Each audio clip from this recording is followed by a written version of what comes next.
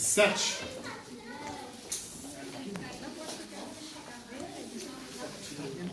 E o nosso texto se encontra no Evangelho de Mateus, no capítulo 18, do versículo 21 ao versículo 35. Eu vou ler o primeiro versículo.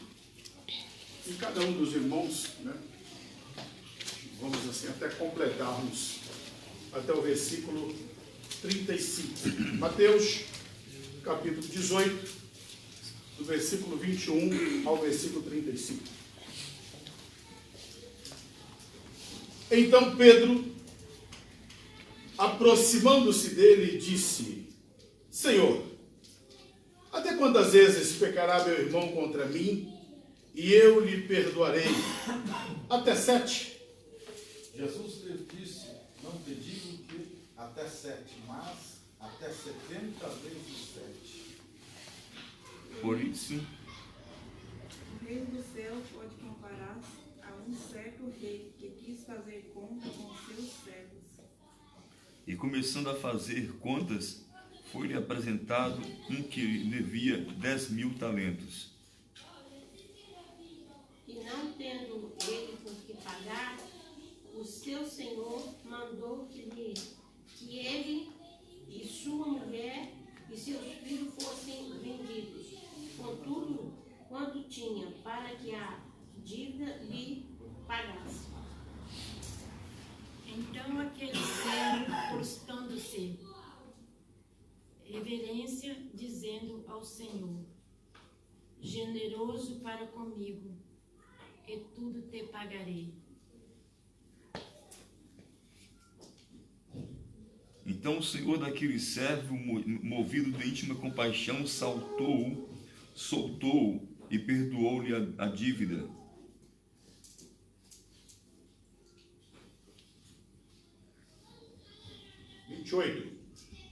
O empregado saiu e encontrou um dos seus companheiros de trabalho que lhe devia 100 moedas de prata. Ele pegou esse companheiro pelo pescoço e começou a sacudir, dizendo: pague-me que me deve. Então seu companheiro, prostrando-se a seus pés, rogava-lhe, dizendo: ser generoso para comigo e tudo te pagarei. Ele, porém, não quis, antes foi encerrá-lo na prisão, até que pagasse a dívida. Vendo, pois, os seus conselhos o que acontecia, entristaram-se muito e foram declarar ao seu senhor tudo o que se passara.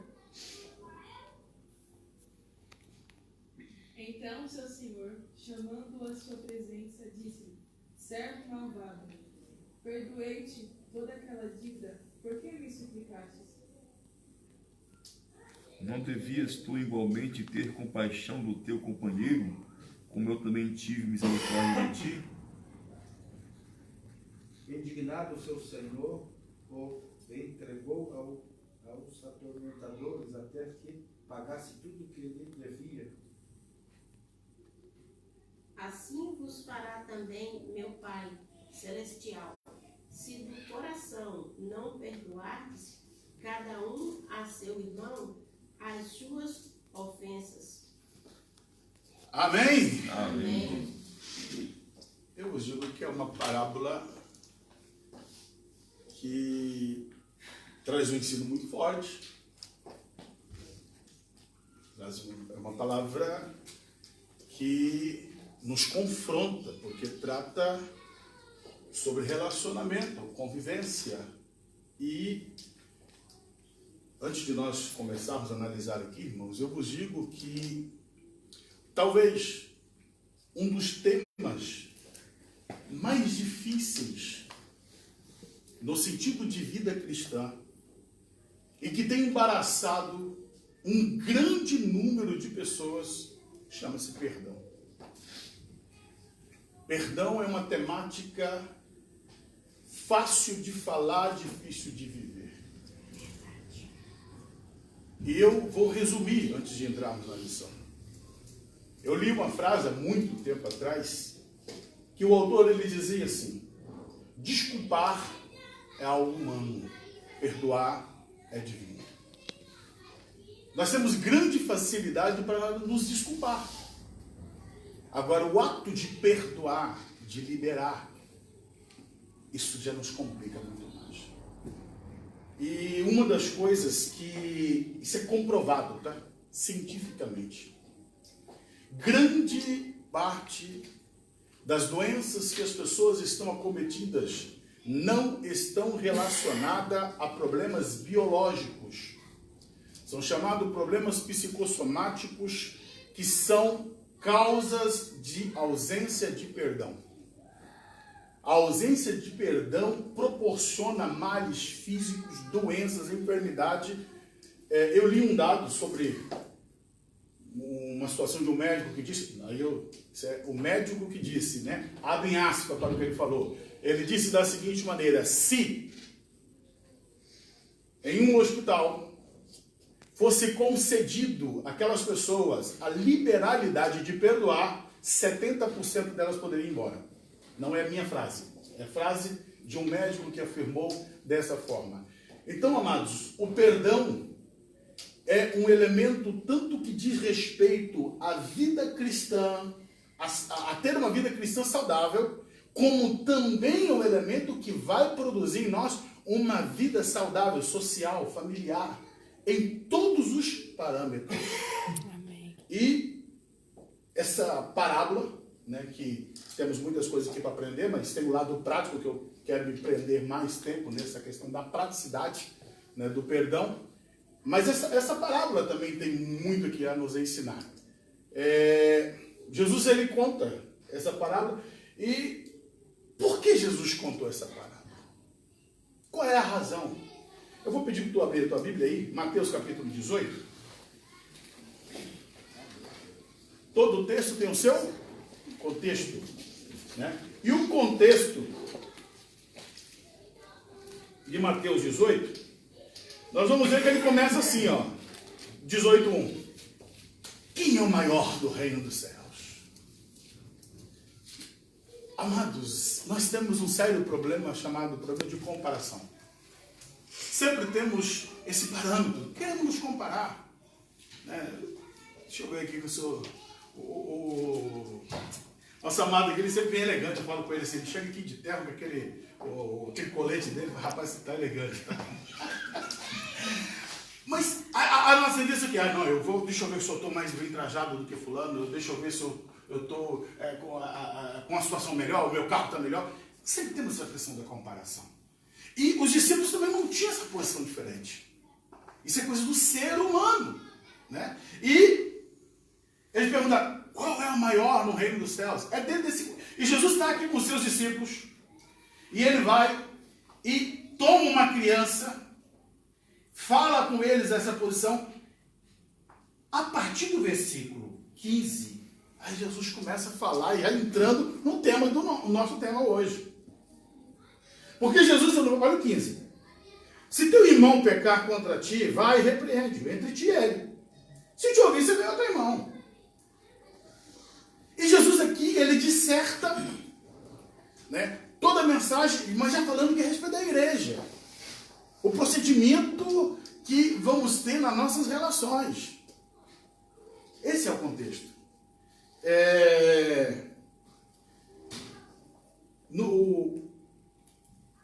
E quando Jesus ele termina o versículo 20, o versículo 19, ele diz, olha, também vos digo que se dois de vós concordarem na terra acerca de qualquer coisa que pedirem, ser-lhes-á concedida por meu Pai que está nos céus.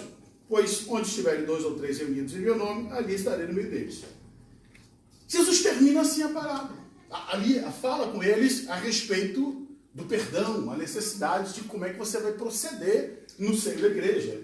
Repreende, não ganhou, leva uma testemunha, não apresenta a igreja, não ouviu, vai considerar como publicano pecador. É o procedimento, as etapas para ganhar o coração do irmão. Jesus termina de falar, aí Pedro pula na frente. Aí Pedro faz essa pergunta aqui, ó, verso 21. Pedro se aproxima e pergunta, Senhor, até quantas vezes pecará meu irmão contra mim, eu vou perdoar ele. Porque, lembrando, lá no versículo 15, Jesus está falando, ó, se teu irmão pecar, tu vai lá e repreende ele, e você ganhou teu irmão. Aí agora Pedro, ele já está preocupado agora com a mecânica da coisa. Tá bom, eu vou repreender, vou ganhar. Mas quantas vezes, Senhor, que eu tenho que perdoar meu irmão? Lembra que no começo do texto ele está falando que é o maior. Por que eu faço questão de frisar isso? Porque Pedro fala assim, 7 vezes. Essa pergunta de Pedro aqui, ele se posiciona como alguém maior. Por quê? Porque dentro do procedimento judaico, os rabinos, os sábios judaicos, eles diziam o seguinte: você perdoa 1, 2, 3. Não mais do que isso. Esse é o procedimento rabínico. Assim estava lá no Talmud, era assim que se estabelecia o ensino entre eles. Pela lei. 1, 2, 3. Não mais do que isso. Então, quando Pedro fala assim, Senhor, eu vou perdoar 7 vezes, ele está fazendo o dobro do que se era o ensino convencional. E então, ele recebe uma resposta que ele ficou atordoado. Porque ele perguntou, Senhor, 7 vezes? O verso 22 diz, não te digo que até 7 vezes. 70 vezes 7. Desarma. Eu creio que eles ficam assim, ó. O Senhor, os rabinos falam só 3. O Senhor fala 70 vezes 7. Além das possibilidades. Além das possibilidades humanas em relação a isso. E lembrando, irmãos, esse 70 vezes 7 aqui, no modo de entender comum dos comentaristas bíblicos, não significa dizer que seria 490 vezes. Isso aqui é uma linguagem alegórica. Seria dentro de um número, de um infinitivo. Você não vai ficar contando, opa, deixa eu ver aqui quantas vezes o Lucas já errou comigo aqui para ver se... Não. Então isso aqui é simbólico, né? 70 vezes 7, está dizendo, é um número expressivamente grande. Quando é que você vai perdoar? Sempre. Essa é a postura. O perdão, ele é contínuo. O perdão é para todo o tempo em que nós estivermos aqui sobre a terra. Mas aí Jesus, o que ele faz? Ele eleva o tom do ensino. Porque Pedro estava preocupado quantas vezes ele deveria perdoar. E Jesus agora quer mostrar para eles a dimensão do porquê que ele disse do 70 vezes 7. Qual é a dimensão do perdão? Eu vos digo que encanta-me esta parábola. Né? Nós vamos analisar algumas coisas, quero ouvir dos irmãos, né? Quero dar liberdade para os irmãos falarem. Né? Mas Jesus começa então a contar a parábola. E ele fala aqui no versículo 23... que o reino dos céus pode ser comparado a um certo rei que quis ajustar conta com seus servos. Servos aqui, amados, não tem aqui essa ideia de escravos. Servos, que é uma palavra, né? É um termo que coloca alguém que está debaixo de um senhorio. Nesse sentido aqui que está falando de um rei, são oficiais. Pessoas que trabalhavam para o reino. E depois eu vou explicar por que eu estou colocando isso. Então, ele vai fazer ajuste. Isso aqui é como se fosse uma prestação de conta do reino. O rei, ele resolve ajuntar os ministérios, ajustar os oficiais e chama a turma para prestar conta. E nessa prestação de conta, o versículo 24 diz, começando a fazê-lo. Quer dizer, então, aquele dia era o dia de prestação de conta. E foi se entrando os oficiais. Ó, esse aqui, pega lá o relatório. Aí trouxeram o sujeito. E a Bíblia diz, não, o versículo 24 para nós, irmãos. E começando a fazer contas, foi-lhe apresentado um que lhe devia 10.000 talentos. Olha, isso aqui eu confesso que eu pesquisei com vários comentaristas, né? E a expressividade deste valor é algo que hoje, para a nossa realidade, não dá nem para classificar. Mas é algo de um valor muito grande. É um valor... O que os irmãos entenderam aí nesses 10.000 talentos que esse homem está devendo aí? É muito dinheiro. É muita grana, né? É muita grana, é verdade. Por isso que eu vos digo que não era escravos. Ele está fazendo ajuste de conta com escravos. Não. Ele está fazendo ajuste de conta com oficiais de governo. Né? E esse homem aqui não é um homem qualquer.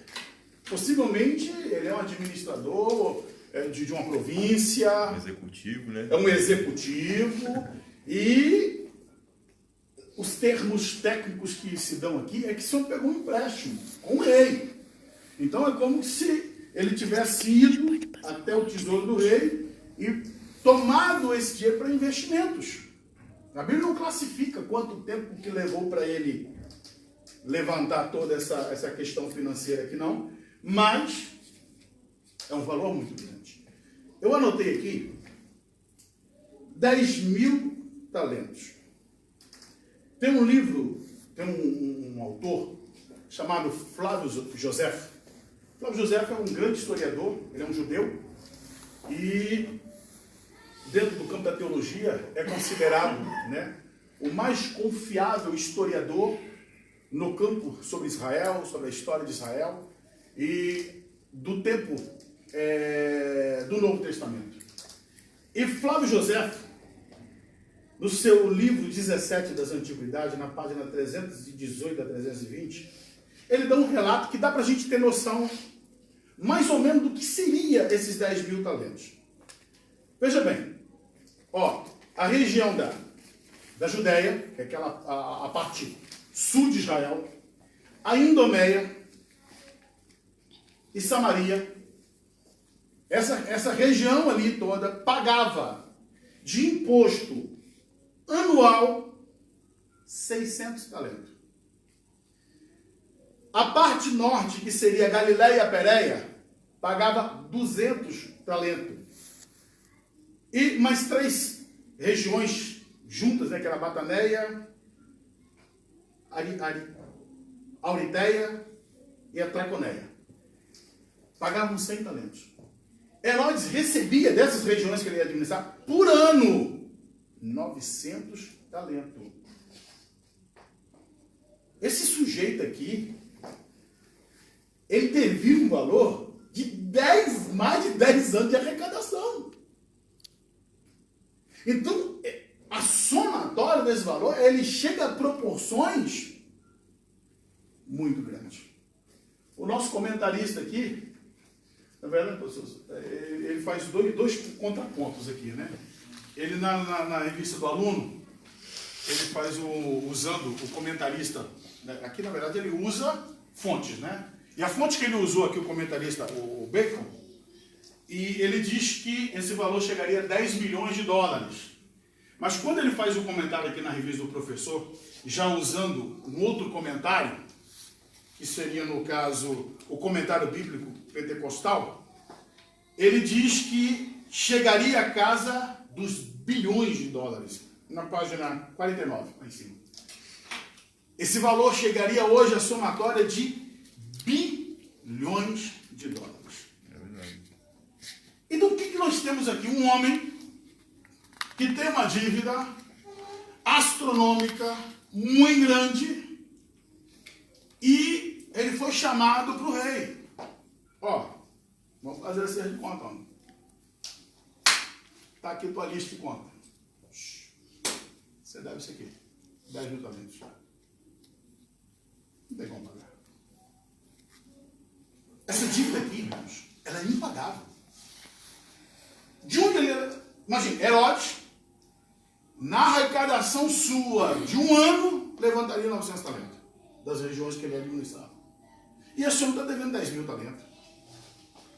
Então, o proporcional aqui é algo muito grande. E eu quero chamar a atenção dos irmãos para essa parábola, o que Jesus quer enfatizar, que este valor é um valor impagável. É um valor que aquele homem não tinha como acertar. Ele cometeu erros gravíssimos que proporcionou ele uma dívida a um ponto impagável. Resultado da dívida dele, qual seria? Não. O que diz o texto aí? Não. Vamos lá. Versículo 25. E não tendo como ele pagar, o seu senhor mandou que a sua mulher e seus filhos fossem vendidos com tudo quanto tinha, para que a dívida fosse paga. Não tendo como pagar, é impagável. O resultado, o rei disse, ó, então, ele, sua mulher, seus filhos, vai ser vendido com tudo que ele tem. Deus. Todo o patrimônio dele, Deus. tudo que ele tem. Casa, fazenda, papagaio, periquito, vai vender tudo. E vai pegar ele, a mulher dele, os filhos dele, vai vender também. Sabrina, você vende. Mas isso, amados, estava contido na lei. A lei estabelecia assim: uma pessoa contraindo dívida, não tendo com o que pagar, ela seria vendida. Então, quando uma pessoa contraía dívida, ela sabia que o sistema é dessa forma.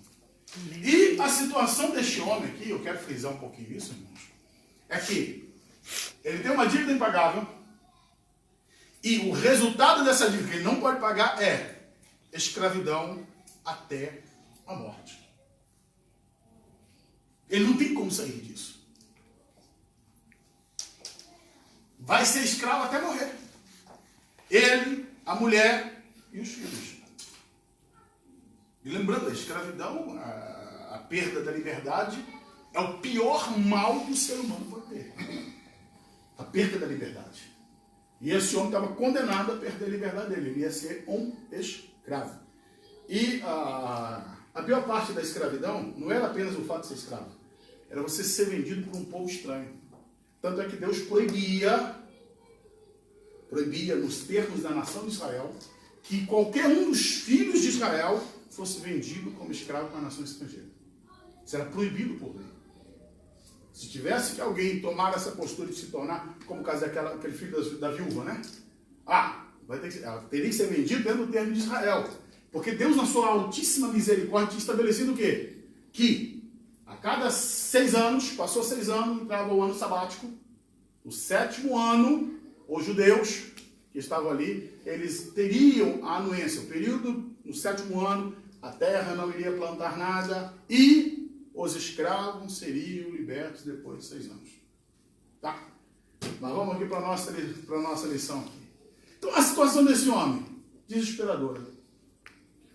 Todo homem, ele tem em si o seu sentimento protetivo para a sua família. Entendeu? Vamos dizer assim, eu sou calmo e tranquilo, mas quando mexe com a minha família, eu viro um leão. Nessa posição, é assim que reagimos, né? Eu sou um leão para defender a minha família, né? Agora, este homem está numa posição, ele não pode fazer nada pelos seus, que ele ama, que ele quer bem, mas que agora ele não tem o que fazer nem pela mulher, nem pelos filhos, nem por ele mesmo. O que ele faz então? Verso 26.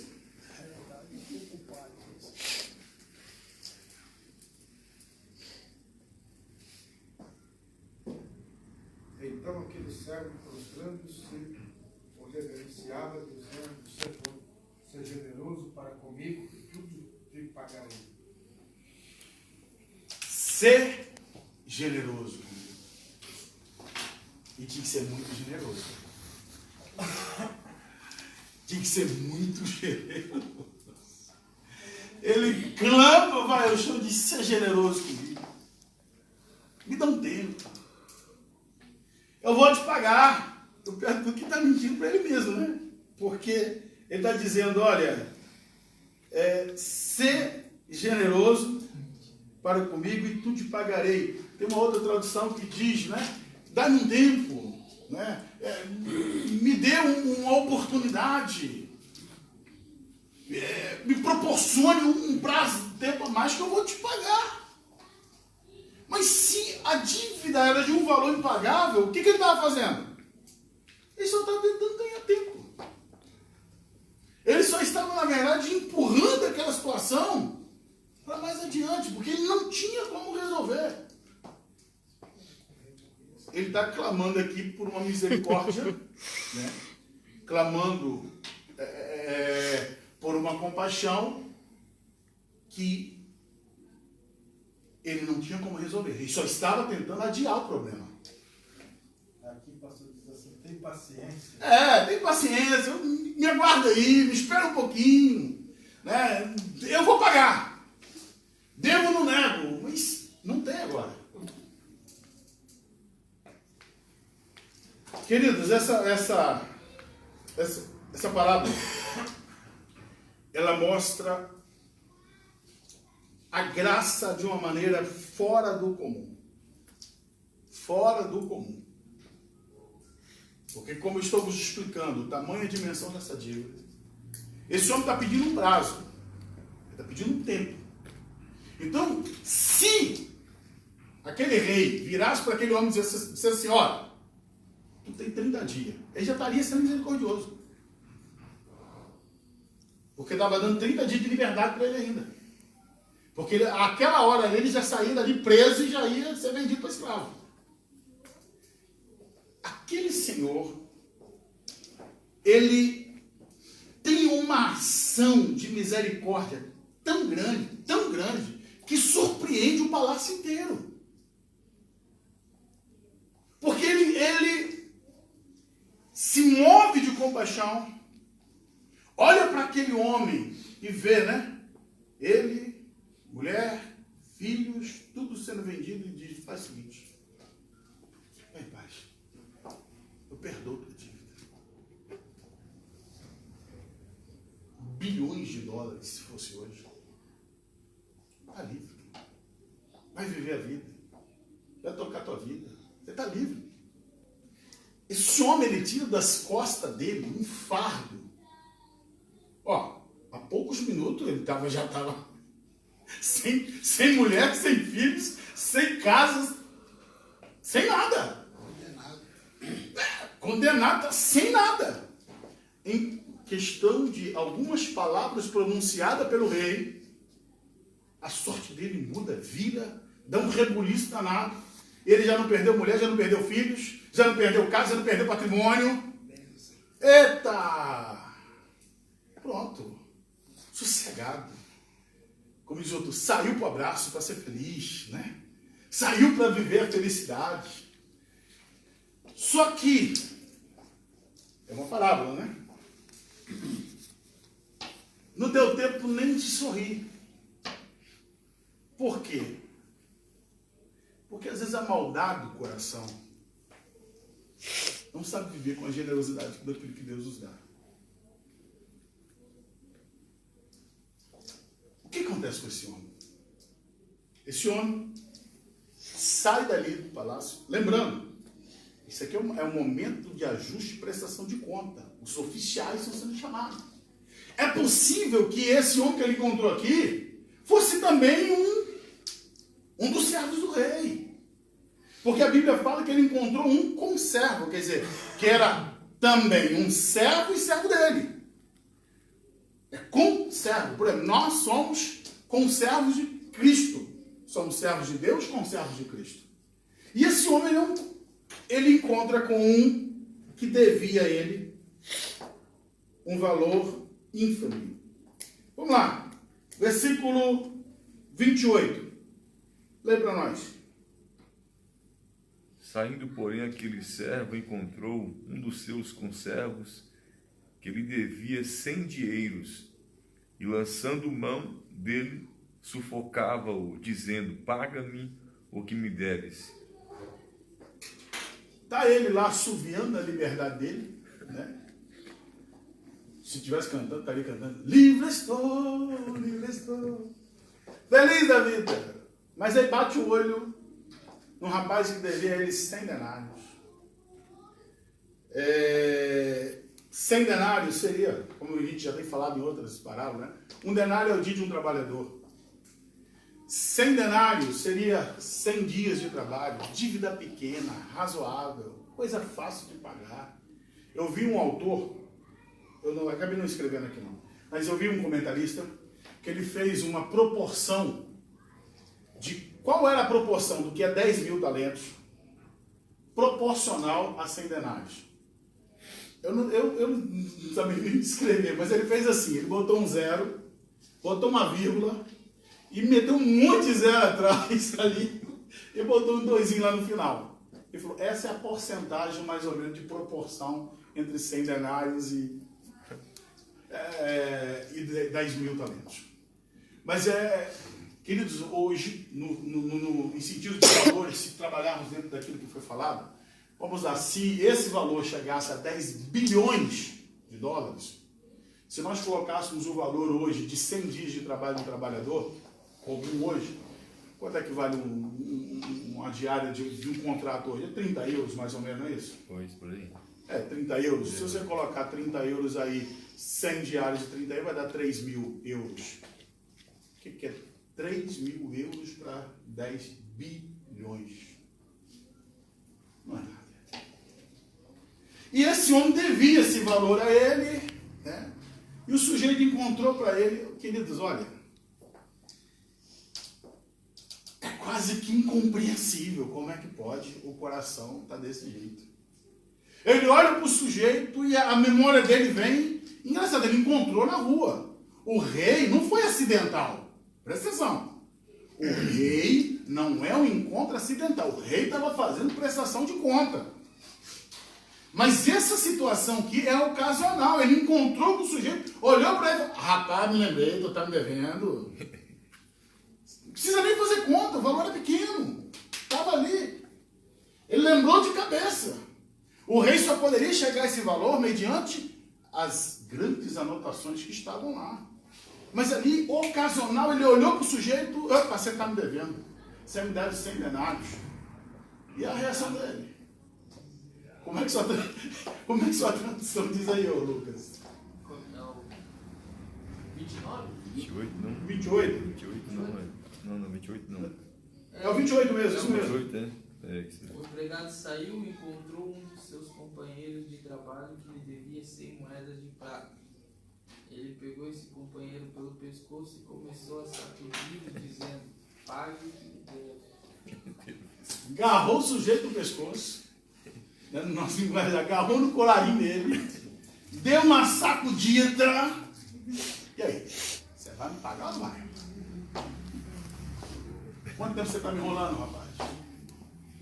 Você vai me acertar? E outra coisa, ele disse, tu vai me acertar, vai acertar agora. No meio da rua. Não tinha sido marcado nada. Né? Então, aquele homem foi pego no ocasional. E ele disse, não, é agora. Porque nem para casa tu volta hoje.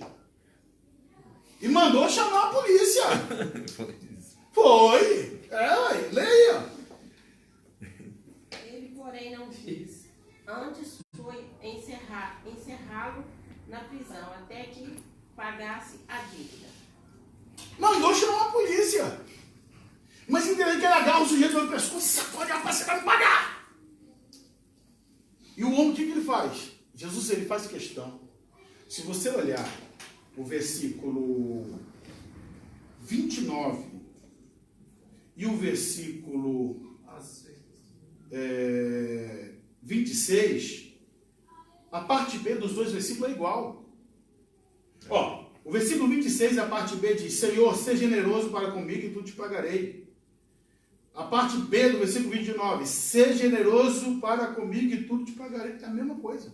A única diferença aqui está o Senhor, né? Que o primeiro está falando com o rei, aí dele se não falasse Senhor. Mas as atitudes são iguais. São dois devedores, irmão. São duas pessoas que têm dívida. E esse último aqui era alguém que tinha uma dívida pequena. Uma dívida mensuravelmente pagável, que dava para pagar.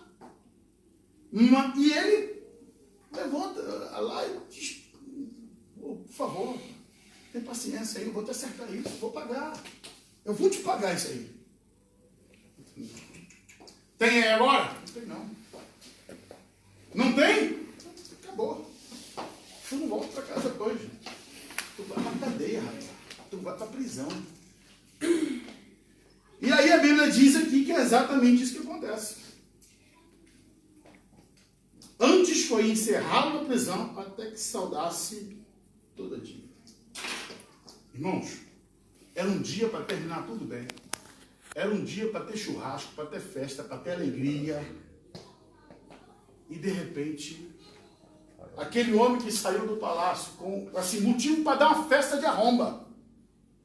Para festejar, chamar os amigos, fazer um churrascão e dizer, opa! Deus me deu uma bênção tão grande hoje, tão grande, não tem como pagar essa bênção que Deus me deu. Mas ele entrava o caminho dele e muda toda a história da vida dele por falta de gratidão. Quando o nosso coração é problemático, amados, não importa o quanto Deus nos abençoe, a gente joga tudo fora, mas assim, ó, numa velocidade tão grande, nós temos uma capacidade de estragar tudo tão rápido, que chega a ser assustador. Eu vi uma história essa semana de 2 judeus. Essa me impressionou um pouco. Eu já tinha ouvido ela de uma outra forma, né? Mas, lógico, isso é uma história com E, não é história, né? Isso é como se fosse uma parábola também, né? Mas é uma história contada entre os judeus, que havia 2 judeus, que eles tinham, né, um problema muito grande de concorrência um com o outro. Um tinha uma loja de um lado e o outro tinha uma loja do outro lado da rua. E aí, é aquela coisa acirrada. Aí um vendia lá, o produto dele estava vamos botar o nosso valor aqui, 15 euros. E o de cá, para não ficar para trás, baixava para 13. Aí o de lá ia lá baixar para 12, porque... E era assim, essa disputa, e eles estavam ali agarrados um com o outro, e sempre tentando prejudicar um outro. Até que um dia ocorreu uma situação. Aquele homem estava lá na loja dele e apareceu um anjo para ele. E aquele anjo disse, olha, eu vim aqui para te abençoar. Falei, sim.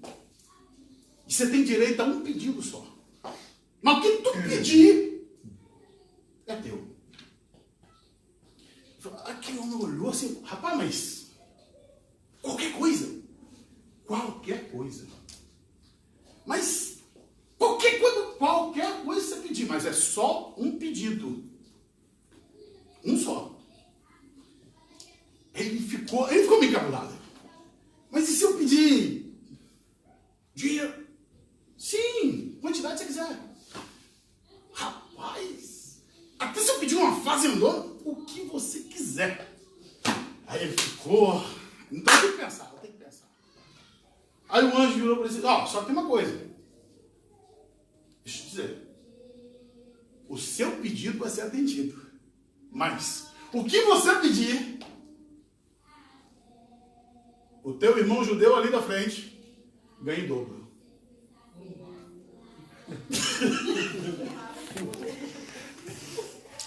Ele recuou. Sabe aquela coisa assim? Dá um passo atrás e... O dobro.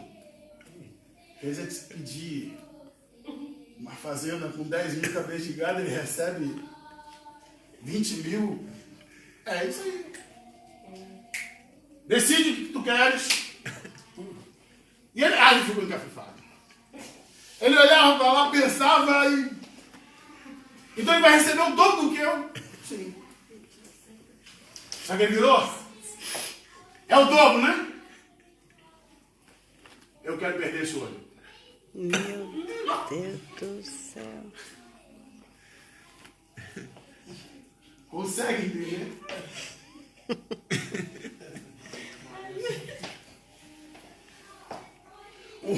tinha a oportunidade de ser abençoado, prefere ficar cego de um olho só para ver o outro cego de dois olhos. Se o outro ficar cego dos dois, eu prefiro perder um. Poderia ser feliz o resto da vida, mas ele não conseguiria ser feliz vendo o outro mais feliz do que ele. Queridos, volto a afirmar uma frase que eu disse anteriormente. Nós temos o poder de jogar fora as ricas bênçãos que Deus nos dá. Voltando à palavra. E esse é o problema desse homem. Estava feliz da vida voltando para casa, enquanto o companheiro joga na prisão. Se a história terminasse aqui, estava mais ou menos. Estava ruim para o outro, né? Porque que devia ser denário. Mas ele conseguiria resolver. Mas o pior é porque tinha sido recebida a bênção maior. Por quê? Porque a Bíblia diz aqui, irmãos, que... Versículo 31.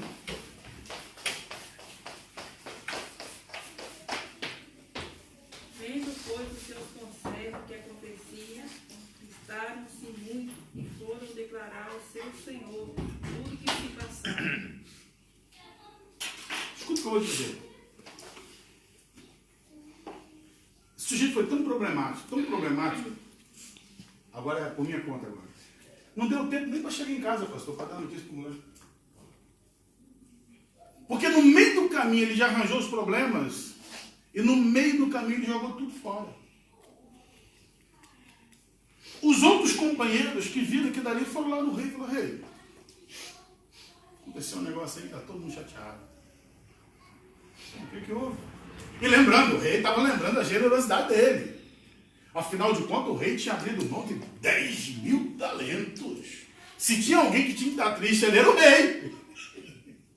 Porque ele tinha abrido mão de uma fortuna imensa. Mas o próprio rei, que tinha perdido a fortuna toda, estava tranquilo. Feliz da vida. Vida que segue.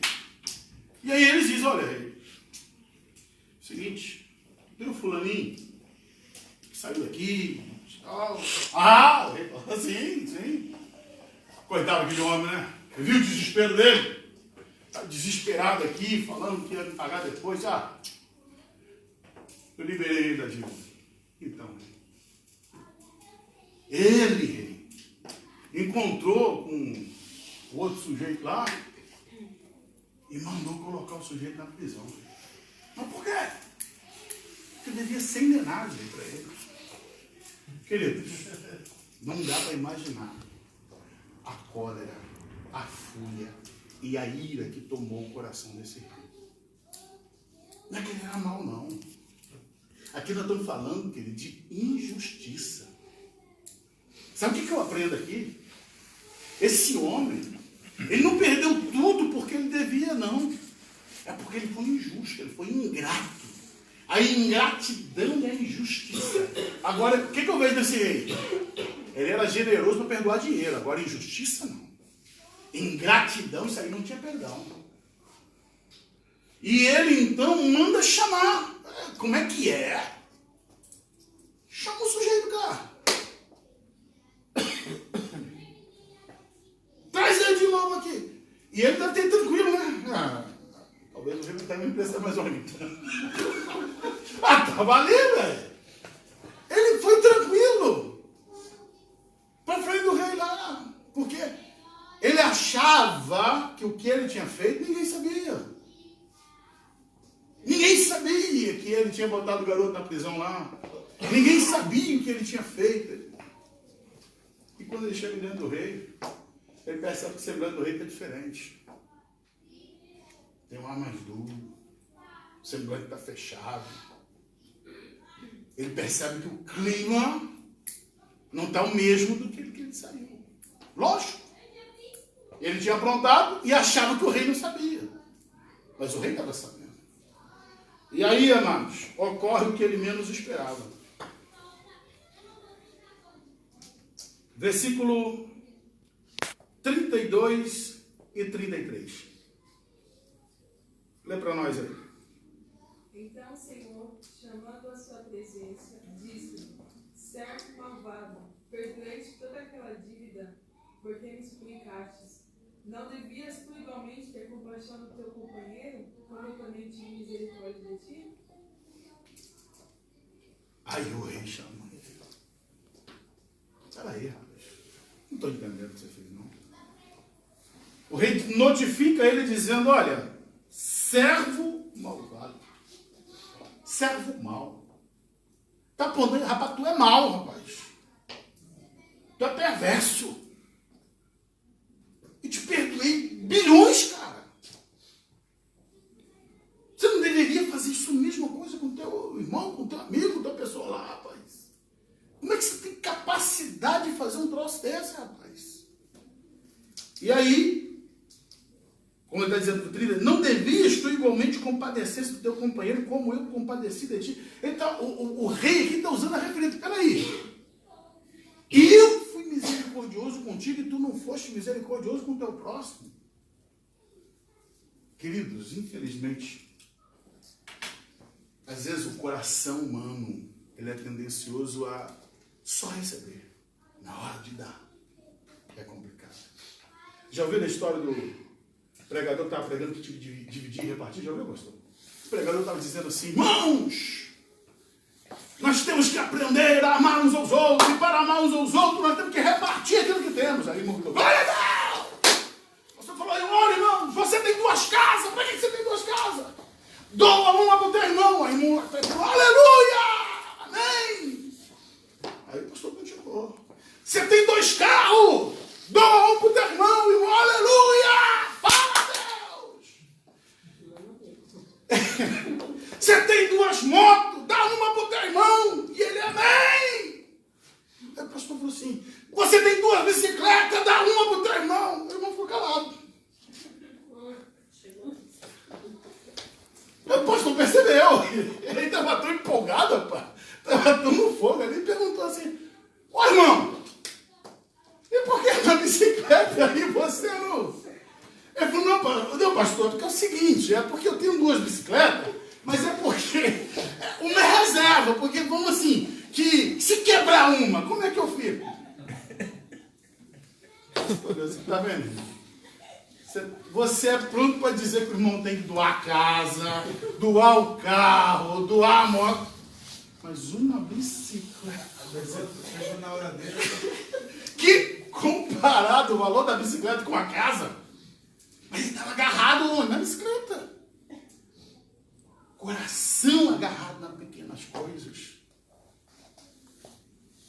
E este homem aqui, o rei, para nós fecharmos a parte da parábola, verso 34, o que diz? Indignou o Senhor, indignado, o seu Senhor entregou aos verdugos, até que pagasse tudo o que lhe devia. Então o rei, a expressão é essa, encolerizado. Eu costumo dizer, olha, a raiva é uma coisa, a ira já é uma raiva já crescida, agora a cólera é a ira gigante. E aqui está dizendo que ele está encolerizado, ele já está, o rei já está assim, gritando nas tamancas. Tipo, você não quer nem ver mais a cara desse jeito. Chega, acabou para ti. A partir de agora, tu vai para a prisão e acabou. Não sai mais. Vai ser entregue aos verdugos. Verdugos aqui são torturadores. Né? E, claro, não dá nem tempo de tocar nesse assunto aqui, mas nada tem a ver com purgatório, né? Que existe alguns aqui que abrem uma possibilidade de entender aqui que seria um purgatório. Nada, longe disso, nada a ver. Porque a lição tem nada a ver com isso. O texto bíblico nada tem a ver com isso. Mas o que está se falando aqui é que esse homem vai ser entregue aos verdugos, vai ser entregue ao sofrimento. E é exatamente isso, amados, que esta lição nos diz. Quem não perdoa é entregue aos torturadores, é entregue ao sofrimento. A segunda parte da nossa lição diz que Cristo pagou as nossas dívidas. Então, o que nós temos aqui nessa parábola? Um rei amoroso, generoso, compassivo. Enxergamos aqui um homem devedor. O outro homem, também devedor. Todos os dois tinham dívidas. Um foi perdoado, o outro não foi perdoado. Mas não foi perdoado por quê? Porque faltou generosidade no coração daquele que recebeu um grande perdão. Nós vamos falar aqui do perdão que Cristo nos deu, mas deixa eu falar um texto aqui que ele é forte. Versículo 35, diz, leia, irmãos. Assim vos fará também o meu Pai Celestial, se do coração não perdoardes, cada um a seu irmão, as suas ofensas. Aqui já pode fechar a Bíblia e ir para casa. Botar o joelho no chão e pensar, meu Deus, o que eu estou fazendo na minha vida? Porque nós sempre pregamos, pastor, é doutrina nossa, é doutrina da igreja. O perdão de Deus ele é incondicional, sim. O perdão de Deus é incondicional. Só que Jesus está colocando uma coisa aqui que é forte, grave e séria. Jesus ele termina essa parábola dizendo, olha, assim como o rei retomou a dívida, o homem já tinha sido perdoado.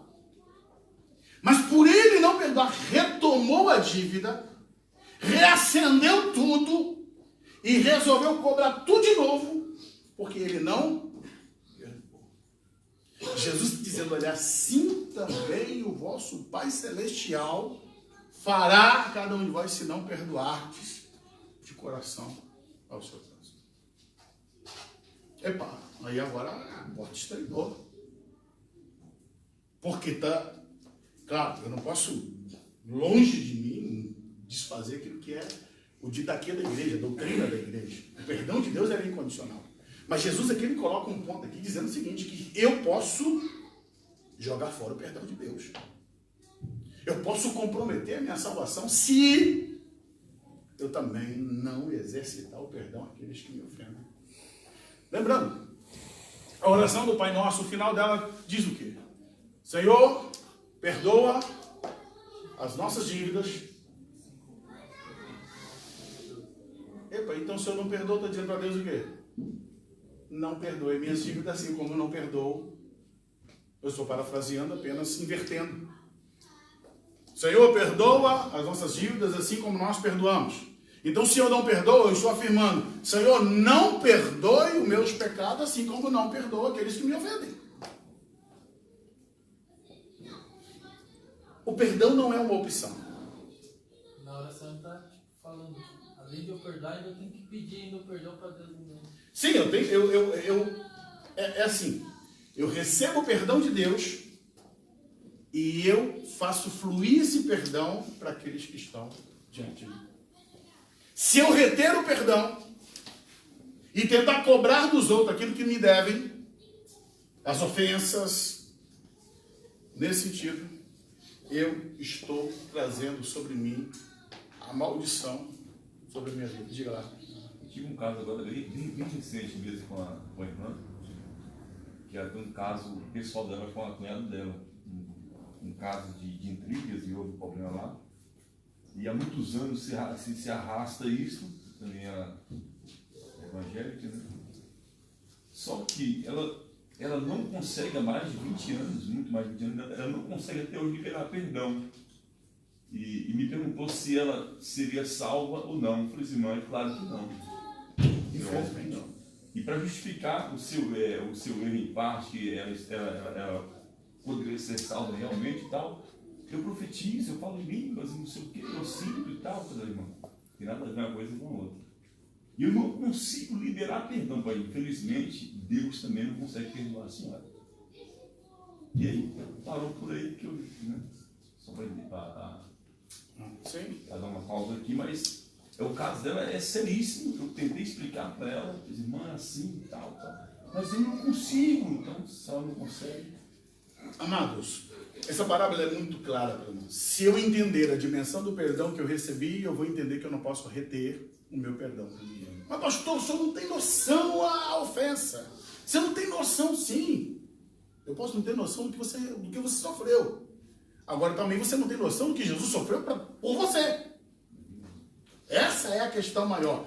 Porque o perdão, amados, não envolve, presta atenção, o perdão não envolve a ofensa do teu irmão. O perdão que você libera é mediante o perdão que você recebeu de Deus, o que é diferente. Não é, vamos voltar ao caso do homem perdoado. O que essa lição traz para nós ele não foi condenado porque ele deixou de perdoar os 100 denários. Ele deixou, quer dizer, ele sofreu a consequência, não foi porque ele não perdoou os 100 denários. Foi porque ele não exerceu a mesma misericórdia que ele recebeu. Se ele não tivesse ido na presença do rei, se ele não devesse 10.000 talentos para o rei, e ele tivesse colocado o sujeito na prisão, ele não teria nenhum problema com isso. Porque ele não tinha recebido perdão de nada. Mas o que tornou ele condenável foi que ele, recebendo o perdão, ele reteve o perdão para o seu próximo. Os irmãos estão conseguindo expressar, que às vezes eu estou pensando numa coisa e não sei se os irmãos estão conseguindo entender. O fato dele cobrar dívida é normal, é natural. Mas o problema é que ele tinha sido liberado de uma dívida muito grande e se prendeu a uma coisa pequena. Tá. Os nossos problemas aqui da terra, por maiores que sejam, irmãos, são pequenos comparado ao Senhor. Tem um texto que Paulo escreveu, diz assim, Romanos 5,8. Mas Deus prova o seu amor para conosco, pelo fato de ter Cristo morrido por nós, sendo nós ainda pecadores. Então, eu não merecia o perdão. Eu nem tinha pedido o perdão. Presta atenção. Eu nem tinha pedido o perdão. E ele me liberou o perdão. De uma dívida tão grande. Diga lá. Mas eu acredito que é assim, dentro da igreja, que a pessoa diz que perdoa, depois fica remoendo dentro, entende? Fala, eu perdoo, mas às vezes chega próximo dessa pessoa que te ofendeu, fica nervoso, estressado, né? Entende? Entendo. E daí como que faz? Vou te usar para poder realmente, às vezes as pessoas o perdão têm a vontade de... Como nós temos pouco tempo, Lucas, vou tentar aqui exemplificar de maneira simples. Eu tenho aqui uma cicatriz, né? Dá para ver? Não. Oh, não é possível. Está longe, né? Mas eu tomei um corte aqui no meu nariz. Eu deveria ter 4, 5 anos de idade. Né? Isso foi um corte profundo. Né? Então, quando eu era pequeno, isso aqui foi uma lesão, né? Muito grande. E isso me fez doer durante muito tempo. Né? E com isso, eu tinha problemas de tocar porque estava ferido. Mas hoje, não me incomoda mais. Eu consigo colocar um óculos em cima aqui, ó, e não dói. Porque foi curado e cicatrizado. Fica a marca. O perdão em nós tem que produzir cura. O nosso coração tem que ser curado. É claro que falar sobre perdão é um tema que, até porque é doutrina, isso é doutrina.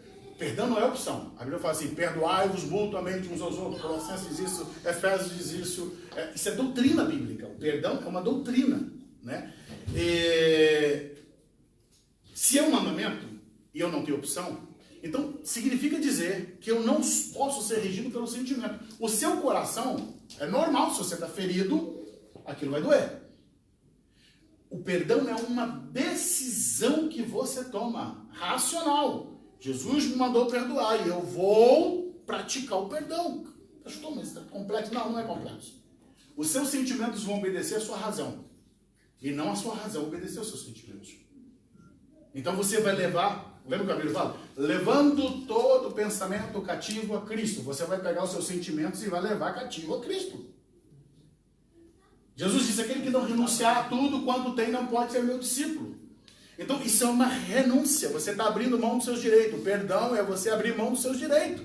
Jejum e oração também. Olha, eu te digo, o jejum e oração, sim, mas principalmente a ministração, sabe? De você ter alguém que vai cuidar. Essa é a função nossa pastoral, né, pastor? Abrir o coração. Por que as pessoas não conseguem se sarar? Porque não compartilham, não abrem o coração, não confessam. Queridos, olha o que a Bíblia fala em Provérbios. Aquele que confessa e deixa, alcança a misericórdia. Mas aquele que encobre as suas transgressões nunca prosperará. Às vezes a dificuldade de vencer é a dificuldade de assumir, dizer, não, eu quero perdoar, eu vou perdoar. E em cima disso, é ser ministrado sobre isso, é que o seu coração vai liberar o perdão. Tem uma história, isso é história mesmo, isso é fato, de um beduíno, até porque é difícil, porque a nossa cultura não tem nada a ver com a cultura dos beduínos. Beduínos são aqueles nômades que moram lá no deserto, né? Da parte dos árabes lá. Mas tem uma história, né? Isso no caso, pelo menos de onde foi informada a fonte, é uma história real, que um beduíno, ele estava dentro da sua tenda, e veio uma multidão alvoroçada gritando, pega, pega, pega, pega, pega e pega e tal. E naquele momento entra um rapaz, né, já machucado, ferido, dentro da tenda do beduíno, e ele vem e entra ali dentro. Tá. Uma das regras deles, uma vez que uma pessoa buscou abrigo dentro daquela casa, ela passa a ser protegida. E até a Bíblia mostra isso. Lembra dos anjos que entraram na casa de Ló? Quando a multidão toda cercou a casa, que queria fazer o mal para ele, o que ele fez? Ele preferiu oferecer as filhas dele para que ele ia proteger aos anjos que estavam ali. Então, essa questão da hospitalidade entre eles é uma cultura, é questão de cultura. Para nós ocidentais aqui não tem nem lógica. Se chegou uma pessoa, entrou dentro da minha casa e eu tenho minhas filhas, eu vou proteger minhas filhas, óbvio. Né? Mas é a cultura deles. E esse rapaz entra correndo ali dentro, e a multidão chega na porta da tenda, e todo mundo com pau pedra e diz, mata ele! E o homem diz, não. Ele entrou dentro da minha casa, aqui ele tem o abrigo e o refúgio que ele precisava. E eles disseram assim, mas ele matou uma pessoa! O homem diz, mas ele está debaixo das minhas asas e recebe o meu perdão. E alguém grita para ele assim, mas ele matou seu filho! E as lágrimas rolam no rosto daquele homem e ele diz, e a partir de então eu vou tratá-lo como meu filho, mas ele está debaixo das asas do meu perdão. É o que Deus fez conosco. O perdão de Deus para nós é exatamente isso. Não sendo nós merecedores. Vamos buscar abrigo em Deus, sendo que nós mesmos somos culpados da crucificação do Filho dele. Amados, a dimensão do perdão de Deus para nós é algo incomensurável, é algo muito grande. Essa semana li uma situação de uma moça, que ela estava dentro do supermercado e ela, infelizmente, cometeu um acidente. Ela deixou cair uma prateleira inteira de louça.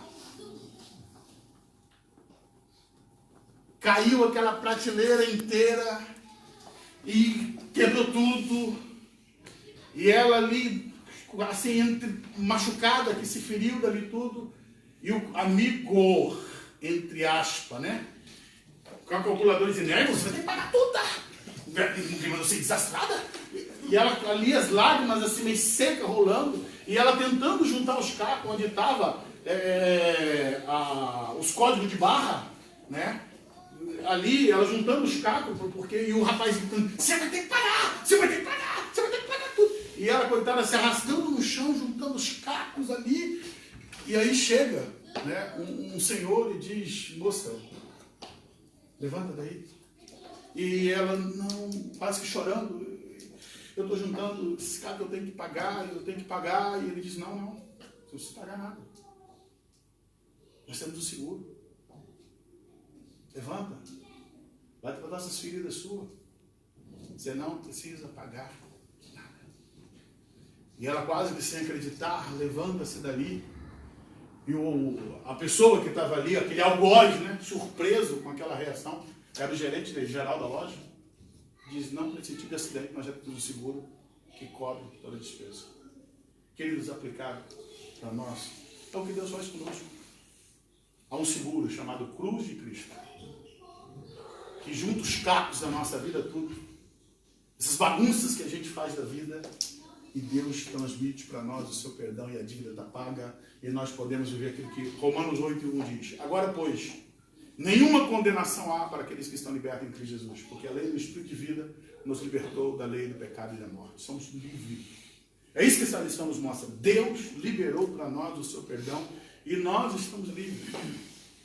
A terceira parte, né, da nossa lição, ela vai falar que, uma vez perdoado, agora perdoamos. Então, nosso tempo encerrou, mas deixa eu dizer, irmãos, acabou nosso tempo. Eu fui perdoado. Eu fui perdoado. Você foi perdoado. Agora, o que você vai fazer mediante isso? Tem uma autora, Carly Brown, ela tem um livro chamado Atrevi-me a Chamar-me Pai. É uma autora, ela é uma judia, e ela ficou presa no centro de concentração da Alemanha, na época da guerra, e Deus a livrou, né, ali. E uma vez ela estava dando uma palestra numa igreja, pastor, dizendo o quanto Deus tinha sido bom com ela, que livrou ela no meio de tantas e tantas aflições. E se você ler como eles tratam as mulheres em campo de concentração, é de arrepiar o cabelo. De tanta maldade, maldades e maldades e maldades. E aquela irmã estava dizendo que Deus deu graça a ela e ela suportou aquilo tudo. E após ela ter terminado, né, ali, o Senhor se aproximou dela e disse, eu quero te pedir perdão. Quando aquela voz entrou no ouvido dela, fez ela reviver, porque aquela voz ela lembrou. Epa, esse é o guarda. É o guarda que me torturou, foi o pior de todos. E ela olha para aquele homem e pronto, ela tinha acabado de dar testemunho ali, e aquele homem diz, me perdoe, eu fui cruel, eu fui bárbaro. Eu conheci Jesus e eu tenho que te pedir perdão dos males que eu te fiz. Ela diz, houve uma graça de Deus que confluiu no coração dela. Ela olhou para aquele homem que tinha ali, né, tantas marcas na vida dela, mas a graça de Cristo que ela tinha recebido, ela abraça aquele homem e diz, você está perdoado, porque eu já estou livre disso. Essas coisas já não me machucam mais, porque Jesus ele me livrou dessas coisas todas. Então, amados, que o nosso coração esteja livre. Livre para viver as novidades de Deus. Não se prenda. Não deixe o inimigo fazer você perder, porque somos nós que perdemos, irmãos.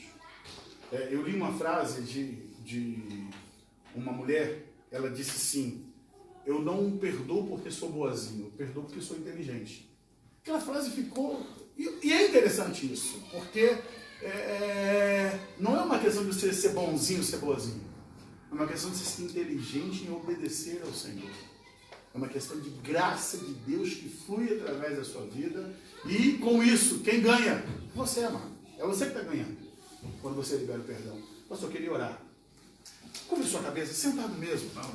Se tem algo no teu coração, querido, que te prende, alguma pessoa, libera hoje. Sai daqui livre. Nós estamos numa escola bíblica, mas eu não posso deixar de ministrar sobre você. Libera hoje o perdão. Saia daqui disposto. Eu não vou mais trancar essa pessoa, eu não vou mais prender. Senhor Deus e Pai, nesta noite, estudamos aqui a Tua Palavra. Senhor, a Tua Palavra é a verdade.